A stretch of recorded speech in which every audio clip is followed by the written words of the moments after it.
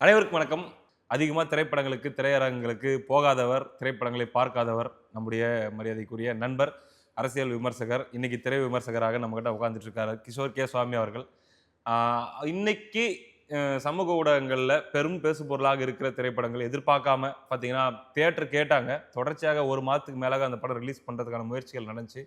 ஆனா தியேட்டர்கள் கிடைக்கல. அது சம்பந்தமாக படத்தின் தயாரிப்பாளர் சுரேஷ் காமாட்சி அண்ணன் நேற்று ஒரு பிரஸ் மீட் குடுத்திருப்பாரு. நீங்க பார்த்திருப்பீங்க. அவருடைய வலியும், வேதனையும் அந்த அளவுக்கு பகிர்ந்திருப்பாரு. சல்லியர்கள் திரைப்படம். இயக்குனர் கிட்டு அவர்களுடைய இயக்கத்துல சத்யாதேவி அப்படின்ற ஒருத்தங்க புதுமுகமா இருந்தாலும் அவங்க அவ்வளோ அழகான நடிப்பை வெளிப்படுத்தியிருப்பாங்க. அவங்க தான் மருத்துவரா அதில நடிச்சிருக்காங்க. வெளிவந்திருக்கிற அந்த படம், இந்த படம் ஓடிடி பிளஸ் அப்படிங்கிற ஒரு தளத்தில இன்னைக்கு வெளியாயிருக்கு. ஆனா, நாங்க கிட்டத்தட்ட 1 மாசமே இருக்கும்னு நெனைக்கிறேன் இல்லைங்களா? 1 மாசத்துக்கு முன்னாடியே ஆமா. எங்களுக்கு சிறப்பு காட்சி பார்க்கறதுக்கான ஒரு வாய்ப்பு கிடைச்சுச்சு. சுரேஷ் காமாட்சி அண்ணா அதுக்கான ஏற்பாடுகள் செஞ்சு குடுத்திருந்தாங்க. சரி, நம்ம நண்பர் அவர் வந்து பார்த்தீங்கன்னா, நம்ம தமிழ் தேசிய பார்வை கொண்ட ஒரு சிந்தனை கொண்ட ஒரு நபர். அவர் வந்து பல்வேறு பார்வை கொண்ட ஒரு நபர். சரி இருந்தாலும் டிஃபரன்ஸ் ஆஃப் ஒப்பீனியன் இருந்தாலும் சரி போய் படம் பார்க்கலாம் அப்படின்றதுக்காக போனோம், பார்த்தோம். அந்த ரிவ்யூ அப்பவே பண்ண வேண்டியது. ஆனா படம் வெளிய வரட்டும் பண்ணிக்கலாம் அப்படின்னு சொல்லி வெயிட் பண்ணிட்டு இருந்தோம். அதுக்குள்ள இவ்வளோ பிரச்சனைகள் நடந்து ஒரு வழியா படம் வந்துருச்சு. இப்ப படத்த பத்தி விவாதிப்போம். வணக்கம். வணக்கம். நீண்ட ஒரு இன்ட்ரோ குடுக்க வேண்டியது ஆயிருச்சு. ஏன்னா, அதுக்கு பின்னாடி அவ்வளோ கதைகள் நடந்திருக்கு. முதல்ல இந்த படத்துக்கு ஏற்பட்டிருக்கிற இந்த சூழல், நேற்று தயாரிப்பாளர் அண்ணன் சுரேஷ் காமாட்சி அவர்களுடைய பேட்டி, இதெல்லாம் நீங்க பார்த்திருப்பீங்க. என்ன நினைக்கிறீங்க? இல்ல இந்த சூழல் அது சார்ந்து இருக்கக்கூடிய அரசியல் அதெல்லாம் தனியா அப்புறம் அடுத்ததா பேசுவோம். முதல்ல நம்ம let us go to the movie per se. இந்த படம் பார்க்க வரும்பொழுது பெரிய எதிர்பார்ப்பெல்லாம் இல்ல. நான் வந்து ஒரு படத்த உட்காந்து ஒரு 2 1/2 மணி நேரம் பார்க்கக்கூடிய அளவுக்கு எனக்கு வந்து அந்த அளவுக்கு அது அந்த மாதிரியான ஒரு ஆர்ட்ல எனக்கு இன்ட்ரெஸ்ட் கிடையாது. பட் இந்த படத்த பார்க்கும்பொழுது ஆரம்பத்துல இருந்தே இந்த படத்து மேல எனக்கு இன்ட்ரெஸ்ட் அதிகமானதுக்கு காரணம் என்ன, பார்க்க ஆரம்பிக்கும்பொழுது நான் எந்த எதிர்பார்ப்போடையும் வரல. பார்க்க ஆரம்பிக்கும் பொழுதே என்னன்னா, எனக்கு வந்து இதில வந்து திரைக்கதை, வசனம் இதெல்லாம் விட்டுருங்க. என்ன இந்த படத்து மீது ஒரு ஈர்ப்ப எனக்கு கொடுத்ததுக்கு காரணம் என்னன்னா, see திரைப்படங்கள்ல பல வகை இருக்கு. என்டர்டெயின்மென்ட் வேல்யூ அப்படின்னு இருக்கும். பொழுதுபோக்கு மட்டுமே அப்படின்றத வச்சு. நகைச்சுவை அப்படின்றத மையமா வச்சிருக்கும். காதல் அது சார்ந்த உணர்வுகள் அது சார்ந்திருக்கும். குடும்ப படங்கள் அப்படின்னு சொல்லி எடுப்பாங்க. இது அது என்ன ஜானர்ன்னு தெரியல. குடும்ப படம் எல்லா படமுமே குடும்ப படங்களா இருக்கணும் அப்படின்னு எதிர்பார்ப்பு தான். சரி குடும்ப படங்கள் அப்படின்னு இருக்கும். அப்புறம் அடல்ட் கன்டென்ட் அப்படின்னு இருக்கும். பட் அதையெல்லாம் கடந்து ஒரு டாக்குமெண்ட்ரியாக வர வேண்டியது, அதாவது ஒரு ஆவணப்படமாக வர வேண்டியது, ஒரு திரைப்படமாக கொண்டு வந்து வெளிப்படுத்துறதுன்னு இருக்கு இல்லையா? இது வந்து அரிதிலும் அரிதாகத்தான் நம்ம பார்க்க முடியும். இல்ல இப்ப ஆவணப்படங்கள் அப்படின்னு வரும்போது பார்த்தீங்கன்னா, ரொம்ப இன்டலெக்சுவல் மைண்ட் செட் அதுதான் இருக்கிறவங்களுக்கு சொல்றேன். மட்டும் தான் டைம் அங்க தான் போகும். சேலஞ்ச் இருக்கு. யாஹ்! அதாவது ஒரு திரைத்துறையில சாமானிய மக்களிடம் ஒரு ஒரு விஷயத்தை கடத்துவது. அப்போ உண்மையில் நடந்த சம்பவத்தை, அந்த உண்மை சம்பவத்தை நம்ம கொண்டு போய் கடத்துவது அப்படின்னு இருக்கு இல்லையா? அது வந்து ரொம்ப ட்ரிக்கி. ஏன்னா அதில பொழுதுபோக்கு அம்சங்கள் இருக்கணும். அதில வந்து நீங்க எல்லா மனிதர்களுடைய வாழ்க்கையிலயும் வந்து உங்களுக்கு அ நகைச்சுவை இருக்கும், காதல் இருக்கும், சோகங்கள் இருக்கும். இந்த மாதிரி எல்லாமே இருக்கும். பட்டு இந்த மாதிரியான ஒரு ஒரு புரட்சியாளர்கள், இல்ல போராளிகள் இப்படி இருக்காங்க இல்லையா? இங்க வந்து நீங்க இத ஆவணப்படுத்தி நீங்க கொண்டு போறீங்க. அவங்களுடைய நிஜ வாழ்க்கையிலே நடந்த சம்பவங்கள் அப்படின்றத, அது ஊடார நீங்க வந்து ஒரு சோஷியல் மெசேஜையும் நீங்க கொண்டு போய் கடத்துறீங்க அப்படின்னும் பொழுது அது ரொம்ப கஷ்டம். அது செய்வதற்கு நெறைய செலவாகும். ஏகப்பட்ட செலவாகும். அப்போ ஆனா அந்த செலவுகள் அப்படின்ற இது வந்து நமக்கு பட்ஜெட்ன்ற ஒரு கன்ஸ்ட்ரெயின்ட்டையும் மனதில் கண்டிப்பா. வைத்து, இது சர்ச்சைக்குரிய ஒரு விஷயத்தை எடுத்து நம்ம பேசுறோம். சில பெயர் மாற்றங்கள்லாம் பெயர் செய்யப்பட்டிருக்கு. மாற்றங்கள்லாம் செய்ய வேண்டிய ஒரு நிர்பந்தம் இருக்கு. ஏன்னா, இங்க வந்து இருக்கக்கூடிய சட்ட திட்டங்கள் இருக்கு இல்லையா? இது எந்த அளவுக்கு அனுமதிக்கும், எந்த அளவுக்கு அனுமதிக்காது இதெல்லாம் இருக்கு. இதெல்லாம் செய்து இந்த படம் திரையரங்கிற்கு வர வேண்டும்னு. இப்ப இன்னைக்கு வந்து ஓடிடில வந்திருக்கு. வேற வழி இல்லாம வந்திருக்கு. சரியா? ஆனால் திரையரங்குக்கு வரணுன்றதுக்காக அத்தன கட்டுப்பாட்டுகளையும் உள்வாங்கிக் கொண்டு வந்த படம் அது. அப்படின்னும் பொழுது, அந்த உழைப்பிற்கு நான் மரியாதை குடுக்கணும்னு நெனைக்கிறேன். எனக்கு வந்து நீங்க கூட சொல்லலாம். படம்னா படத்த படமா பாருங்களேன். படத்த படமா பார்க்கலாம். பட் இந்த மாதிரியான விஷயங்கள அவங்க உள்ள கொண்டு வரும்போது, அதோட நோக்கத்தையும் நம்ம பார்க்க வேண்டியதா இருக்கு. அப்ப அந்த சிறந்த ஒரு நோக்கத்த தான் நான் அதுக்கு பின்னாடி பார்க்குறேன். அதுக்கு பின்னாடி இருந்த கடினமான உழைப்பு. அப்போ அதுக்கு நான் முக்கியத்துவம் தரணும். அந்த ஒரு காரணத்திற்காகவே இந்த சல்லியர்கள் என்கிற அந்த படத்தை வந்து அனைவரும் பார்க்கணும் அப்படின்றது தான் என்னுடைய ஓகே. ஃபஸ்ட்டு என்ன சொல்கிறது, ஃபஸ்ட் ஒப்பீனியன்னு வச்சுக்கலாம். ஓகே. அடுத்து அந்த படத்துக்குள்ளே போவோம். இந்த படம் என்ன பேசுது, எதை பற்றி பேசுகிறது அப்படின்றத எடுப்போம். சரி, இந்த ஒரு ஒரு திரைப்படம்னு எடுங்களேன், ஒரு புத்தகம் மாதிரி தான் அது. சரியா? ஒரு இயக்குனருடைய பார்வையில் இந்த உலகம் எப்படி இருக்குது. அப்போ என்ன அது, இப்போது சங்கர் படம்னு எடுத்துக்கோங்க, இல்லை பாரதி ராஜா படம்னு எடுத்துக்கோங்க. ஒரு இயக்குனர் உலகத்தை எப்படி பார்க்குறாரு? அப்போ லிட்ரலாக நம்ம எல்லாரும் என்ன சொல்கிறோம், நம்ம தியேட்டருக்கு போகிறவங்க எல்லாருமே இப்போ ஒரு பாரதி ராஜா படம்னா நம்ம எல்லாரும் பாரதி ராஜாவோட மைண்டில் போய் உட்காந்துடுறோம், மூலையில் உட்காந்து அவரோட விஷன் வழியாக அந்த படத்தை நம்ம பார்க்குறோம். இப்படி தான். சரியா? இது வந்து ஒவ்வொரு படைப்பாளிக்கும் ஒரு பார்வை இருக்கும் உலகத்தின் மீது, இல்லை உலகத்தில் நடக்கக்கூடிய சம்பவங்கள் மீது, இல்லை பல்வேறு விஷயங்கள் மீது. அது என்னன்றது தெரிந்து கொள்வதற்கு ஒரு ஆர்வம் மனிதனுக்கு இருக்கக்கூடிய ஒரு ஆர்வம். இதனால தான் படத்துக்கு போகணும்னு தோணுது, புத்தகத்தை எடுத்து படிக்கணும்னு தோணுது. இதெல்லாம் ஏன் தோணுதுன்னா, இன்னொரு ஆள் என்ன நினைக்கிறாப்புல அப்படின்றத தெரிந்து கொள்வதற்கான அந்த ஆவல், இது ஒரு மனித இயல்பு. சரியா? அப்படி பார்க்கும்பொழுது இந்த இயக்குனர் கிட்டு அப்படின்ற அந்த இயக்குனர் வந்து அவர் இந்த சம்பவத்தை எப்படி நோக்கி இருக்கிறார், எப்படி பார்க்கிறார் அப்படின்றத தான் நம்ம புரிஞ்சுக்கிறோம். ஸோ நான் இந்த விஷயத்தை எப்படி புரிஞ்சுக்கணும், அதே மாதிரி தான் அந்த இயக்குனர் எடுக்கணும்னு நம்ம எதிர்பார்க்க முடியாது. அந்த இயக்குனர் அதை எப்படி பார்த்துருக்கார், அவருடைய உணர்வுகள் என்ன, அவர் எப்படி அதை புரிந்து கொண்டிருக்கிறார் அப்படின்னு பார்க்கும் பொழுது ரொம்ப சட்டிலாக அதை கொண்டு போயிருக்கார். அதாவது ரொம்ப பெயின்ஃபுல் சப்ஜெக்ட் இது. போராளிகளுக்கும் வாழ்க்கை இருக்குது, போராளிகளுக்கும் மனித உணர்வுகள் இருக்குது, எல்லா ஆசைகளும் இருக்குது. சரியா? அதில் நிறைய தியாகங்களும் இருக்குது. அவர்களுக்கு பின்னால் ஒரு ஒரு கடினமான ஒரு எல்லாருமே வந்து ஆயத்தை அப்படி சும்மா எடுக்கிறது இல்லை. ஒரு ஆயத்தை ஒருத்தன் எடுக்கிறான் என்றால் அதற்கு பின்னால் பல காரணங்கள் இருக்குது. சரி தவறு இது டிபேட்டபிள். ஆயத்தை எடுக்கலாமா, சரியா தவறா, அஹிம்சை, இதெல்லாம் வந்து நம்ம பேசிட்டு போகலாம். ஆனால் அவனுடைய காரணம் என்ன, இல்லை அவளுடைய காரணம் என்ன அப்படின்னு இருக்கு இல்லையா, அதை வந்து இந்த படம் வந்து வெளியே கொண்டு வந்து. வழக்கமாக போர்னா உயிரை கொல்ற சப்ஜெக்ட் படங்கள்ல பெரும்பாலும் இருக்கும். இது உயிரை காப்பாற்றுற சப்ஜெக்டா? அதுதான் சொல்கிறேன். அந்த அந்த டைட்டிலே பாருங்கள், சல்லியர்கள். இவர்கள் யார்? அந்த அந்த அந்த படைகளில் இருந்த பல பிரிவுகளில் மருத்துவர் பிரிவை வந்து இது குறிப்பிடுது. அந்த பங்கர்ல வச்சு சிகிச்சை அது வந்து குறிக்குது. சரியா?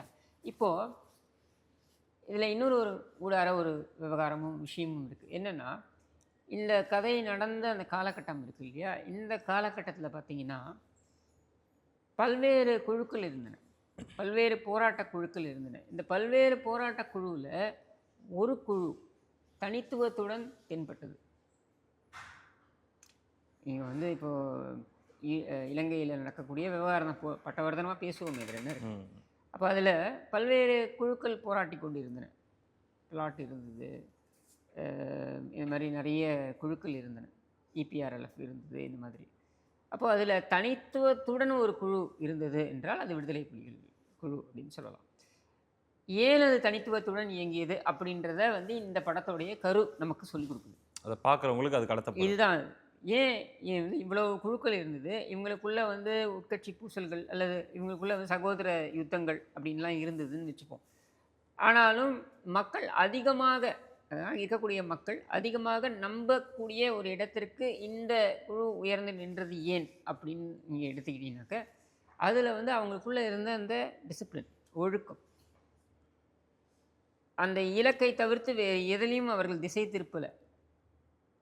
அதுதான் வந்து ரொம்ப முக்கியமாக இதை பார்க்க வேண்டியது. அதை வந்து ஊடார இந்த இயக்குனர் வந்து இதில் கொண்டு வந்து நிறுத்தி இருக்கிறார். அப்போது இந்த குழுவுடைய செயல்பாடுகள் எப்படி வந்து பல தரப்பிலிருந்து வரக்கூடிய பல்வேறு திசைகளிலிருந்து வரக்கூடிய நபர்கள் ஒருங்கே ஒரு விஷயத்தை நோக்கி பயணிக்கிறார்கள். ஆமாம், அவர்கள் அந்த இலக்கை தவிர்த்து வேறு எதையும் பார்க்காமல் இருக்கின்ற காரணத்தினால அவர்களுடைய தனிப்பட்ட உணர்வுகளையும் தள்ளி வைத்துவிட்டு இலக்கை மட்டுமே நோக்கி பயணிக்கும் பொழுது அவர் ஒருங்கிணைகிறார். அந்த ஆண் பெண் ஒரு தனி அறையில் ஒன்றாவே இரவு முழுக்க இருந்தாலும் அவங்களுக்குள்ள இருக்கிற அந்த ப்ரொஃபஷனலிசம் இதெல்லாம் பார்த்தீங்கன்னா சொல்லப்படாமல் திணிக்கப்படாமல் போகிற போக்கில் காட்டி இயல்பாக அதை வந்து காண்பித்திருக்கிறார்கள் அப்படின்னு நம்ம சொல்லலாம்.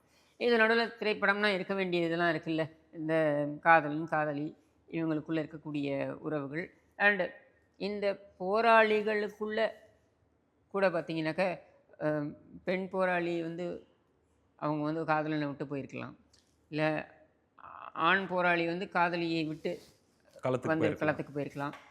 ஸோ அந்த களத்தில் உயிரை விடும் நேரும் பொழுது அந்த அதே இடத்துக்கு நானும் போகணும் அப்படின்னு நினைக்கக்கூடிய எண்ண ஓட்டம் இருக்குல்ல, இது நிறைய பேருக்கு வரும். இப்போ நீங்கள் இந்தியன் ஆர்மியிலே நீங்கள் பார்க்கலாம். இந்த ரொம்ப யங் கப்புலாக இருப்பாங்க.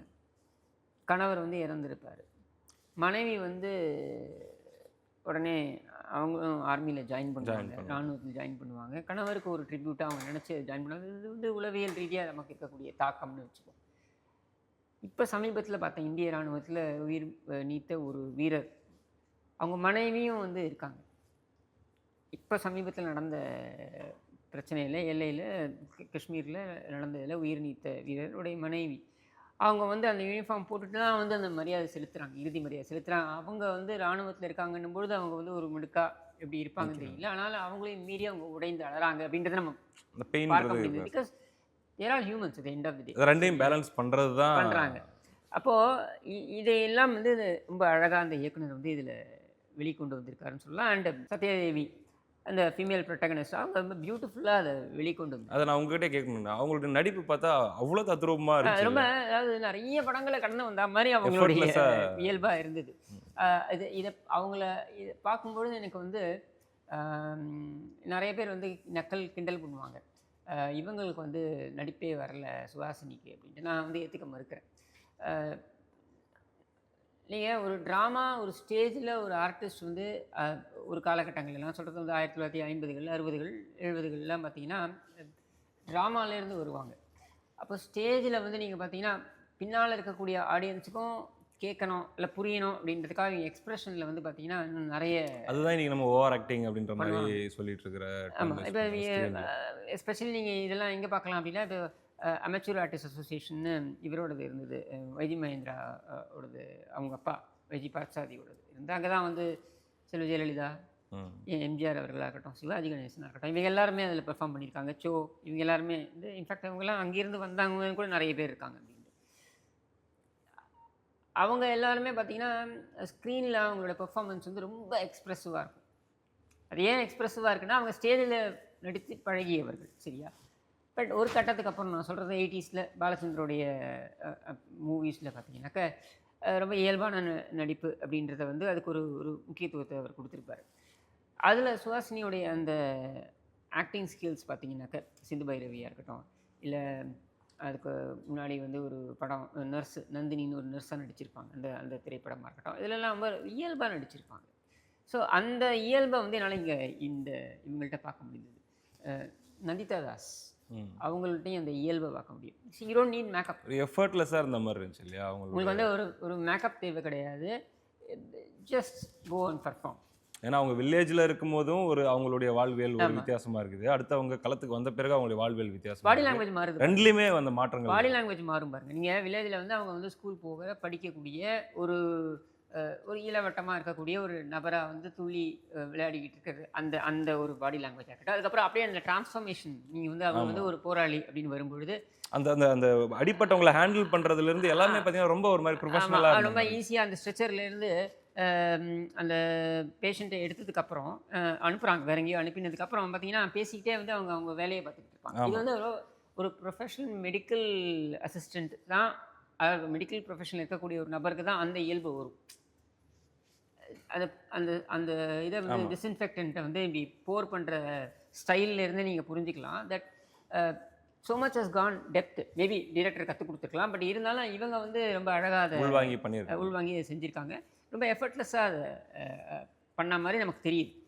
ஐ don't know about the effort that went into it, but எஃபர்ட்லெஸ்ஸாக பண்ண மாதிரி நமக்கு தெரியுது. ஸோ இதெல்லாம் வந்து minute aspects that I could notice. ஆனால் அந்த பங்கர் அந்த செட் எல்லாமே பார்க்க கொஞ்சம் நல்லாவே இருந்துச்சு, ரியலிஸ்டிக்கான ஒரு ஃபீல். இந்த பட்ஜெட்டில் நீங்கள் என்ன வேணாலும் சங்கர் படத்துக்கு கொடுக்குறாங்க, பெரிய பட்ஜெட், 100 கோடி 150 கோடி நீ என்ன வேணாலும் பண்ணிக்க அப்படின்னா நீங்கள் பண்ணலாம், சரியா? ஃபார் எக்ஸாம்பிள் தேவ்தாஸ், சஞ்சய் லீலா பன்சாலிக்கு பார்த்தீங்கன்னாக்கா செட்டு தான் அதில் வந்து காஸ்ட்டு. அதோட வெதர் நீங்கள் அந்த படம் பார்த்தீங்களான்னு தெரியல, தோ பெரிய ஸ்டார் காஸ்ட்டு, ஒரு பக்கம் ஷாருக் கான், ஒரு பக்கம் வந்து பார்த்தீங்கன்னா ஒரு பக்கம் மாதுரி தீக்ஷித், இது மாதிரிலாம் இருந்தாலும் கூட செட்டு தான் ஸ்டார் காஸ்ட். அதாவது அந்த பெங்காலோடைய அந்த ரிச் இலைட் இருக்காங்கல்ல அவங்களுடைய இதுக்கு கொண்டு போயிருப்பாங்க. ஸோ அந்த மாதிரியான ஒரு அலவன்ஸ் வந்து இந்த டைரக்டருக்கு இருந்ததானா இல்லை. இல்ல. சரியா? அது பார்த்தாலே தெரியுது. லேக்ஸ்ல தான் படம் எடுக்க நீங்க முடியும். அந்த அந்த படத்தை பார்க்கும்பொழுதே உங்களுக்கு நல்லா புரியுது அவர்கிட்ட வந்து அந்த பட்ஜெட் இல்லை. ரிசோர்சஸ் ரொம்ப கம்மி. ரொம்ப அந்த சுருக்கமான பட்ஜெட்டில் இவ்வளோ பெரிய ஒரு சப்ஜெக்டை இது ஒரு சின்ன ஒன்லைனர்னா பரவாயில்ல, ஆமாங்க. அதுல ஏர் அட்டாக்ல இருந்து எல்லாத்தையும் உள்ள கொண்டு எல்லாத்தையும் வரணும். நீங்கள் கொண்டு வரணும். ஆமா. அதை வந்து ரொம்ப அழகாக காமிச்சிருப்பாரு. என்ன காமிச்சிருப்பாரு அப்படின்னா நீங்கள் கூர்ந்து கவனிச்சிங்களான்னு தெரியல. அந்த பிரிகேடியரோ அந்த ஒரு ஆஃபீஸரோ வந்து ஒரு சின்ன ஒரு பிளேனுடைய ஒரு சின்ன ஆமா. மைன்யூட் ஒரு இதுதான் செஸ் போர்டு மாதிரி ஒண்ணு வச்சு இருக்கும். அது பக்கத்தில் அந்த பிளேனோட இதை வச்சிருப்பாரு. அந்த என்டையர் ஏர்ஃபோர்ஸோட அந்த ஏர்ஃபோர்ஸோடைய ரிஃப்ளெக்ஷனை அந்த ஒரு சின்ன டாயிலேயே காமிச்சு. டாயில் வந்து கொண்டு வராரு அப்படின்றத நீங்கள் you can notice. And continuity அந்த டாய் வேற ஒரு இடத்துலையும் காமிச்சிருப்பாங்க. சரியா? ஸோ இந்த மாதிரி மைன்யூட் ஆஸ்பெக்ட்ஸ்லையும் அந்த டிரெக்டர் வந்து ஃபோக்கஸ் பண்ணியிருக்காரு. அவருக்கு இருந்த கன்ஸ்ட்ரெயின்ஸில் இவ்வளோ பண்ணுறாங்க அப்படின்னும் பொழுது ஐ திங்க் இதை என்கரேஜ் பண்ணுறதுக்காகவே நம்ம வந்து இந்த படத்தை பார்க்கணும்னு சொல்கிறேன். ஏன்னா இந்த மாதிரி படத்தை பார்த்து இது பெரிய ஹிட் ஆகுதுன்னு வைங்களேன், அப்போது கான்ஃபிடன்ஸ் அவங்க வரும் செலவு அவங்க எங்கே பண்றதுக்கு. போக போகிறாங்க? இந்த மாதிரி டெடிகேஷனாக இருக்கக்கூடிய நபர்கள் வேற எங்கேயோ கொண்டு போய் அவங்களுடைய கவனத்தை செலுத்த போகிறதில்ல, மீண்டும் இதில் தான் வந்து இறங்க போகிறாங்க. அப்போ அதற்கான உத்வேகத்தை கொடுக்கறதுக்கு நம்ம அந்த என்கரேஜ்மெண்ட் பண்ணுறதுக்காக இந்த இந்த படத்தை நம்ம பார்க்கணுன்றது என்னுடைய கண்டிப்பா. இதுல கருணாஸ் அவர்களுடைய ரோல் சின்ன ரோல் கேமியோ மாதிரி பண்ணியிருப்பாரு. ஆமாம். படத்துடைய இசை வந்து அவருடைய மகன் கருணாஸ் ஓகே. அவருடைய மகன் தான் இசை.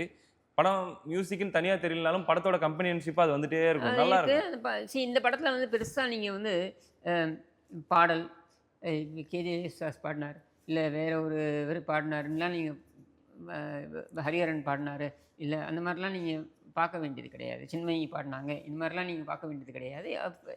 இந்த படத்தோடைய சப்ஜெக்ட் தான் இங்கே வந்து பேசணும் அப்படின்னு நினச்சிருக்காங்க. ஆனால் இதெல்லாம் வந்து படத்தில் இருக்கணும் அப்படின்னு இன்னைக்கு ஒரு திரைப்படம்னா இதெல்லாம் இருக்கணும்னு ஃப்ளேவர்ஸ்லாம் இருக்குல்ல, ஃப்ளேவரிங்னு சொல்லுவோம்ல மேலே, அந்த மாதிரி ஃப்ளேவரிங்காக அது இருந்திருக்கு. And is done a good job, decent job. கருணாஸை பொறுத்தவரைக்கும் அவருக்கு வந்து நடிப்பு நம்ம கற்றுக் கொடுக்கணுமா? அதுல அந்த அந்த அந்த பர்టిక్యులர் காட்சி அவங்க அது பிளட் அவங்க கலெக்ஷன் பண்ணுவாங்க. ஒரு தந்தை தந்தை ஒரு பாசம் என்பதை விட சமுதாயத்தின் மீது அவருக்கு இருந்த பற்று அப்படின்றது தான். அந்த ரத்த பொட்டலங்கள்லாம் சேமிச்சதுக்கு அப்புறம் அதை கொண்டு போய் சேர்க்கறதுக்கு முன்னாடி அது கைப்பற்றப்பட்டு பூட்ஸ் கால்ல மிதிக்கிற ஒரு அது காட்சி வந்து வச்சிருப்பாங்க. தமிழ்நாட்டில் நடந்தது சம்பவம். அது சரியா? குறியீடு ஆனால் அது. நீங்கள் ஒன்று புரிஞ்சுக்கணும் அதில். ஐ கோ டீப் இன்டூ ஒரு கேரக்டர்னால் அதுக்குள்ளே நான் ரொம்ப டீப்பாக ஐ கோ. அப்போ நான் பார்க்கும்பொழுது நீங்கள் புரிஞ்சுக்கலாம். ஒரு கிராமத்தில் இருக்கிறார் அவர், ஒரு கிராமத்தில் பெரியவர். சரியா? இப்போ ஒரு கிராமத்தில் இருக்கக்கூடிய பெரியவர் அப்படின்றவர் வந்து உலகளாவிய அரசியல் தெரிஞ்சுக்கணும்னு அவசியம் கிடையாது. தெரிஞ்சு வச்சுருந்தாங்கன்றது வேறு விஷயம். பட் அந்த இடத்துல வந்து அவரை பொறுத்த வரைக்கும் அவர் பெருசாக அதெல்லாம் யோசிக்கல. அவரை பொறுத்த வரைக்கும் எனக்கு நான் மனிதாபிமானம், நமக்காக போராடுறாங்க, அவங்களுக்காக நம்ம ஏதாவது செய்யணும்.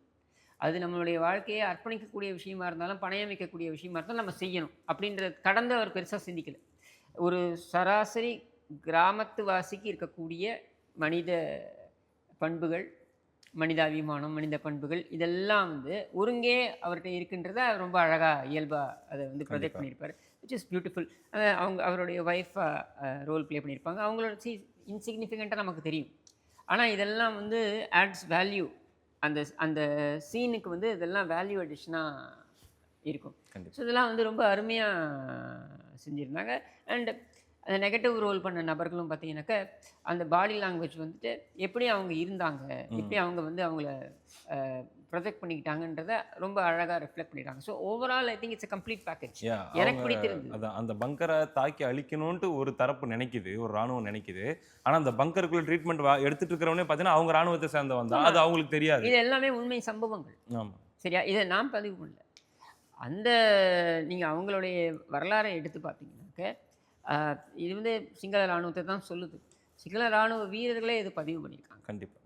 ஸோ அவங்களுடைய டிசிப்ளினாக இருக்கட்டும், அவங்களுடைய அரசியலை முழுமையாக நான் ஏற்றுக்கணும்னு அவசியம் கிடையாது.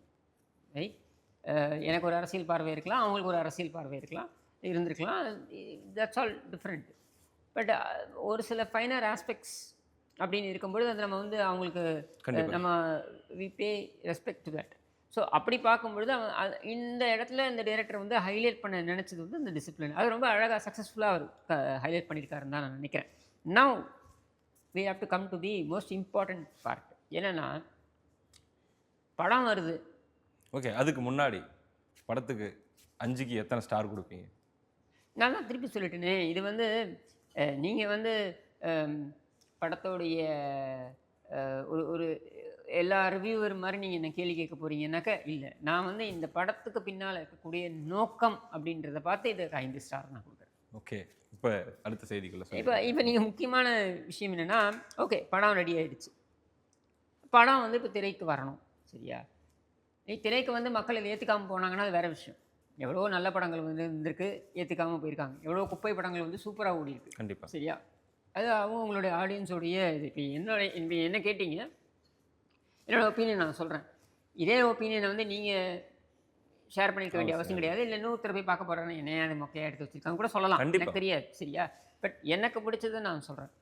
நவ் ஹேவிங் செட் தட் ஒரு படம் என்பதனை இவ்வளவு கஷ்டப்பட்டு, இவ்வளவு ஷூ ஸ்ட்ரிங் பட்ஜெட்ன்னு சொல்லுவோம் ஆங்கிலத்தில. அதாவது ரொம்ப அ க குறைந்த பட்ஜெட்ல நீங்க வந்து இந்த படத்த எடுத்துட்டு வந்து நீங்க மக்கள் முன்னாடி கொண்டு குடுக்கணும்னு வரீங்க நினைக்கிறோம். அப்படின்னும் பொழுது, எவ்வளவு கஷ்டப்பட வேண்டியிருக்கு பாருங்க. அதில இவரு சுரேஷ் காமாட்சி தயாரிப்பாளர் உண்மையாவே பாராட்டணும். ஏன்னா, இன்னைக்கு வந்து தயாரிப்பாளர்கள் எல்லாம் முடிஞ்சு போயிட்டாங்க. பெரிய பெரிய தயாரிப்பாளர்லாம் எங்க? ரோஜா கம்பைன்ஸ் கேள்விப்பட்டிருப்போம் ஒரு வாட்டி. கேள்விப்பட்டிருக்கோம். அப்புறம் சூப்பர் குட். டிவில பார்த்துருக்கோம் இதெல்லாம். இதெல்லாம் ரோஜா கம்பெனி, சூப்பர் குட்டு, கேடி குஞ்சுமோனுடைய புரொடக்ஷன் ஹவுஸு. இதெல்லாம் வந்து இன்னைக்கு எங்க போச்சு? இது லைக்கான ஒரு நிறுவனம் உள்ள வந்துச்சு. கார்ப்பரேட்டா உள்ள வந்து நாங்க எல்லாத்தையும் மாத்திருவோம்னு நெனச்சாங்கன்னா, அவங்களால பண்ண முடியல. சுருண்டுட்டாங்க. பிகாஸ் திரை ஏவிஎம் மாரியான இதுவே பார்த்தீங்கன்னா, இப்ப ஏவிஎம் சரவணன் சமீபத்தில இறந்துட்டாரு அவரு. ஏவிஎம் சரவணனே சொல்வாரு, "எங்களுக்கு வந்து அதுக்கான சூழல் இன்னைக்கு முடிஞ்சு போச்சு." அப்படின்னு சொல்லிட்டு. எங்கேயோ ஒரு இடத்துல நம்ம வந்து ஆ கமர்ஷியலுக்கும், பிஸ்னஸுக்கும், ஆர்ட்டுக்கும் இருக்கக்கூடிய இந்த ரொம்ப சென்சிட்டிவ் கனெக்ட் இது. அது ஏதோ ஒரு இடத்துல வந்து நம்ம என்ன பண்ணிட்டோம், ஆர்ட்ட தொலைச்சிட்டோம். வெறும் கமர்ஷியல் பிஸ்னஸை மட்டும் பார்த்துக்கிட்டு இருக்கோம். இன்றைக்கி 500 கோடி, 1000 கோடி, 1500 கோடி அப்படி இதை தான் நம்ம பார்த்துக்கிட்டு இருக்கோம். 2வது ஒரு திரைப்படம் வந்து ஆர்ட்டுக்காக பாராட்டப்படணும்னா, அது சொல்லி வச்ச மாதிரி ஒரே ஜானரில் இருக்கணும். ஏன்னா அந்த ஒரே ஜானரில் இருக்கிறது தப்பு கிடையாது. ஏன்னா அவங்களுடைய வலி, ஒரு தரப்புடைய வலி, வேதனையை அவங்க சொல்கிறாங்க அப்படின்னும்போது தப்பும் சொல்ல மாட்டேன். ஆனால் அந்த ஜானரில் மட்டும் தான் இருக்கணும். வேறு ஆல்டர்னேட்டிவ் ஜானரில் எதுவுமே வரக்கூடாது அப்படின்னு நினைக்கக்கூடியதாக இருக்கட்டும். அடுத்து இருக்கக்கூடிய கேவலமான அரசியல். அதாவது திரைப்படங்களை எல்லாம் நான் என்னுடைய கையகப்படுத்தி வைத்துக்கொள்வேன். திரையரங்குகளை எல்லாம் என்னுடைய கையகப்படுத்தி நான் வைத்துக்கொள்வேன். மக்கள் எதை பார்க்க வேண்டும் என்பதனை நான் முடிவு செய்வேன். மக்கள் எப்பொழுது பார்க்க வேண்டும் என்று நான் முடிவு செய்வேன். எவ்வளவு மக்கள் அதை பார்க்க வேண்டும் என்பதனை நான் தீர்மானிப்பேன். அப்படின்ற ஒரு இடத்துக்கு. அப்போது நான் எதை படிக்கணுன்றத சென்சார் பண்ணுவேன். நான் எதை பார்க்கணுன்றத சென்சார் பண்ணுவேன். ஆனால் இதையெல்லாம் நான் வந்து சட்டமாக கொண்டு வந்து சென்சார் பண்ண மாட்டேன். ஆட்சி அதிகாரம் என்கிட்ட இருக்கின்றதுனால அந்த அதிகாரத்தை வைத்துக்கொண்டு நான் உளவியல் ரீதியாக இதை நான் செய்வேன். இன்டைரக்டாக நான் அதை செய்வேன். அப்படின்றது வந்து ரொம்ப அயோக்கியத்தனமான ஒரு விஷயம். இது வந்து இன்றைக்கி முழுமையாக நடந்திருக்கு. அதோடைய வெளிப்பாடு தான் இன்றைக்கி சுரேஷ் காமாட்சி போன்றவர்களுடைய குமுறல். தயாரிப்பாளர் சங்கத்தை பற்றி அவர் சொல்கிறார். சரியா? அவர் ஆனால் இந்த இடத்துல கூட அவர் வந்து ஒரு விஷயத்தை சொல்ல முடியாத ஒரு நிலை இருக்குது. என்னென்னா, நீங்கள் வந்து ஒரு குடும்பம், இந்த உதவாநிதி அப்படின்ற ஒருத்தனுடைய கட்டுப்பாட்டில் ஒட்டுமொத்த திரையரங்கு, ஒட்டுமொத்த திரை இதுவும் வந்து இருக்கும் அப்படின்றத வந்து நீங்கள் அதை எப்படி நீங்கள் வந்து அவர் சொல்லாமல் விட்டாருன்றது எனக்கு புரியல. சரியா? பட் புரியலன்றதை விட மேபி புரியுதுன்னு கூட சொல்லலாம்னு நினைக்கிறேன். ஒருத்தன் இதை முடிவு பண்ணுவான். என்ன படம் வரணும், என்ன படம் திரைப்படத்தில் காமிக்கணும், நீங்கள் அது எவ்வளோ தூரம் காமிக்கணும், எவ்வளோ தியேட்டரில் வரணும், இது எல்லாமே ஒருத்தன் முடிவு பண்ணுவான்றதை எப்படி நம்ம ஏற்றுக்க முடியும்? அப்போ இந்த விஷயத்த வந்து நம்ம வந்து சும்மா அப்படி லேஸில் கடந்து போக முடியாது. ஒருத்தனை வந்து மக்கள் பிரதிநிதியாக தேர்வு செய்து அனுப்புகிறாங்க. எதுக்கு? அவன் தொகுதிக்கு நல்லது செய்வான், நாட்டு மக்களுக்கு நல்லது செய்வான், இந்த எதிர்பார்ப்பில் தான் அனுப்புகிறாங்க. சரியா? அவன் அங்கே போய் உட்காந்துக்கிட்டு தன்னுடைய பொழுதுபோக்கு, தன்னுடைய ஹாபி, இதை வந்து அவன் முழு நேரமாக அவன் பார்த்துக்கிட்டு இருப்பான். இந்த முழு நேரமாக அவன் செய்யக்கூடிய இடத்துல இத்தனை பேர் பாதிக்கப்படுவாங்க. ஊடார மக்களையும் இவனே முடிவு செய்வான். இதை நியாயப்படுத்துறாங்க ஒரு சில பேர் வந்து உட்கார்ந்து. அதுதான் என்னால ஜீரணிக்கவே முடியல. என்ன நியாயப்படுத்துறாங்கன்னா, முன்னாடியெல்லாம் நாங்க வந்து நெறைய வந்து நெகோஷியேட் பண்ணுவோம். இப்போ டிஸ்ட்ரிபியூட்டர் இருப்பாங்க, தியேட்டர் ஓனர்ஸ் இருப்பாங்க, ப்ரொடியூசர் இருப்பாங்க. அப்ப நாங்க வந்து எங்களுக்குள்ள நெகோசியேஷன் நடக்கும். இது வந்து இயல்பா எல்லா இடத்துலயும் நடக்கக்கூடியது தான். ஒருவர் உற்பத்தி செய்வார், ஒருவர் அதை எடுத்துக்கொண்டு போய் விநியோகம் விநியோகம் செய்வார், இன்னொருவர் அதை நுகர்வோராக இருப்பார். இந்த மாதிரி நெறைய இருக்கும். சில்லறை வியாபாரமா இருக்கும். இப்படி இருக்கும் எல்லாம் சரியா? இப்படி எல்லா துறையிலயும் இருக்கு. எல்லா இடத்துலயும் இருக்கு. ஆனா, இது எல்லாத்தையும் ஒருத்தன் கபலீகரம் பண்ணுவேன். கபலீகரம் பண்ணிட்டு எங்களுக்கு ஒரு பிரச்சனையும் இல்லாம பண்ணி குடுத்துறாரு. நாங்க படத்த பண்ணா போறோம். அவர் உடனே எங்களுக்கு பணத்த குடுத்துடுறாரு. முன்னாடிலாம் எங்களுக்கு அந்த பிரச்சனையே இல்ல. நாங்க வந்து அப்படிங்கிறது வந்து பாசிட்டிவா சொல்றது எவ்வளவு பெரிய இது ஆபத்து. பாசிட்டிவே கிடையாது. சரியா? இப்ப நீ அவன விமர்சனம் பண்ணி நீ ஒரு படத்த எடுத்து நீ அவன் பணத்த ரெடியா குடுத்துருவானா? என்ன விமர்சனம் பண்ணு பரவாயில்ல அப்படின்னு குடுத்துருவானா? எப்படி கொடுப்பான்? குடுக்க மாட்டான். அப்போ அதுலயும் என்ன? இவன் குடும்பத்துல இருக்க எவனோ ஒருத்தன் இத்து போன ஒரு கிழவன் இருப்பான். அவன பத்தி புகழ்ந்து இருக்கணும். ஒரு லைன் இருக்கணும். இல்ல ஒரு சீன் இருக்கணும். ஏன்னா இவன வந்து இம்ப்ரெஸ் பண்றதுக்கு. இம்ப்ரெஸ் பண்றது. இந்த மாதிரி நீ வந்து கொண்டு போய் நிறுத்திட்டேன்னா, எதுக்கு நம்ம தனியா படங்கள் எடுக்கணும்? அப்போ ஒரு துறையையே நாசம் செய்து வைத்திருக்கிறார்கள். இதை சுரேஷ் காமாட்சி இன்னைக்கு பேசல நான் சொல்லல. நான் சொல்றது சூப்பர் ஸ்டார் ரஜினிகாந்தே பேசலையே இதை பத்தி. பேச முடியாது. பேசியிருக்கணுமே. பேக் டு பேக் சன் பிக்சர்ஸ்ல தான் அட்வான்ஸ் வாங்கியிருக்காரு. நீங்க பேசியிருக்கணும்ல. ஏங்க ஒரு துறையை ஒருத்தன் வந்து கையில் எடுத்து வச்சிருக்கிறது சரியா இது? எத்தனை சின்ன தயாரிப்பாளர்கள், எத்தனை குறும்படங்கள் எவ்வளவு பாதிக்கப்படுகின்றன? அவங்களுக்கு தியேட்டர் கிடைக்காம இவன் யாருங்க முடிவு பண்ணுறதுக்கு? வர்த்தகம் முடிவு பண்ணட்டோங்க, அதை மக்கள் முடிவு பண்ணட்டோங்க. இந்த படம் போட்டு இந்த படம் ஒரு வாரம் ஓடலை, அந்த படத்தை தூக்கு நீ தியேட்டர்லேருந்து வேற யாரும் எதுவும் கேள்வி கேட்க முடியாது. சரியா? அது அந்த லெட் மார்க்கெட் டிசைடு. இவன் யார் டிசைட் பண்ணுறதுக்கு? அப்போ அந்த இடத்துல நம்ம இருக்கோன்றதை ரொம்ப வருத்தத்தோட பதிவு பண்ண வேண்டிய ஒரு கட்டாயத்தில் நம்ம இருக்கோம். ஏன்னா இதே வாரம் இந்த சல்லியர்கள் வந்து வந்திருக்கு. எவ்வளோ கஷ்டப்பட்டு அதை எடுத்திருப்பாங்க. இவ்வளவும் அதில் கடைசியில் கொண்டு வந்து ஸ்க்ரீனில் போட முடியல வயதனை. ஆனால் ரொம்ப அசால்ட்டாக அனாயாசமாக எவனோ ஒரு பொறுக்கி 300 கோடிக்கு படம் எடுப்பானா? ஏன்னா இந்த கேடுகட்ட குடும்பத்தில் அவன் வந்து பொண்ணு எடுத்திருக்கான், இல்லை பொண்ணு கொடுத்துருப்பான். அதனால் இவன் வந்து 300 கோடிக்கு ஒரு படம் எடுப்பானா? அந்த பொறுக்கி எடுக்கிற படம் வந்து இங்கே வந்து தியேட்டர் எல்லாத்துலேயும் வரும். எல்லாரும் அதை வந்து வேடிக்கை பார்க்கணும். அந்த டைமில் மற்ற எந்த படமும் ரிலீஸ் ஆகக்கூடாது. இது இது இது என்ன மாதிரியான ஒரு என்னால் இதை வந்து எப்படி கடந்து போகிறதுன்னு எனக்கு தெரியல. புரியுது. இதுக்கு பின்னாடி அவ்வளோ பவர் பாலிடிக்ஸ் அப்படின்னு அவ்வளோ வலிக்குது. பார்ப்போம். மக்கள் எல்லாத்தையும் பார்த்துட்டு தான் இருக்காங்க. அது எல்லாத்துக்கும் சரியான தீர்ப்பு மக்களே கொடுப்பாங்கன்னு நினைக்கிறேன். எல்லாரும் ஓடிடி ப்ளஸ் அப்படிங்கிற தளத்தில் சல்லியர்கள் திரைப்படம் வெளியாக இருக்குது. நான் அந்த லிங்கையும் டிஸ்கிரிப்ஷனில் கொடுக்குறேன். உங்களுக்கு வாய்ப்பு இருந்தால், நேரம் இருந்தால் கண்டிப்பாக நீங்கள் படத்தை பாருங்க, சப்போர்ட் பண்ணுங்கள் அப்படின்னு சொல்லி உங்கள்கிட்ட கேட்டுக்கிறேன். ரொம்ப நன்றி.